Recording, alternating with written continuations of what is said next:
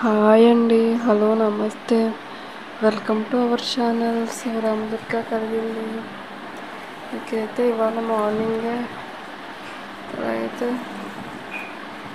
పూల పేరేంటో తెలియదండి, ఎల్లో కలర్ పూల పేరు అయితే అవైతే రోజుకి 2-3 పోస్తాయి అన్నమాట. అని అయితే ఇల్లంతా తిరుగుతూ ఉంటుంది, ఏదో చెప్తుంది. నెక్స్ట్ అయితే నేను ఈవినింగ్ అయితే ఇలాగా క్యాప్చర్ చేశాను అనమాట.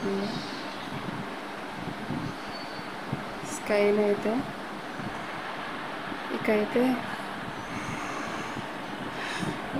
ఇలాగైతే బట్టలు వాష్ చేసిన బట్టలు అయితే ఇలా మూవ్ చేసేసాక ఇలాగ హోల్డ్ చేసి ఇలా అయితే కటింగ్స్ అయ్యి వీటికి సెట్ చేసి పెట్టాను అనమాట. అలాగా నెక్స్ట్ అయితే టోటల్ వంటగది అయితే ఇలా క్లీన్ చేశాను అనమాట అండి. సెల్ఫ్లో అయితే పేపర్లు వేయను,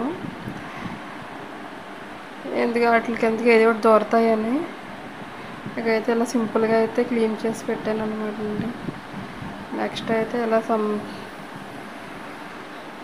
సన్ క్యాప్చర్ చేద్దామని క్యాప్చర్ చేసినప్పుడు నెత్తి మీద ఉందన్నమాట అండి సన్. చాలా కష్టమైంది క్యాప్చర్ చేయడానికి.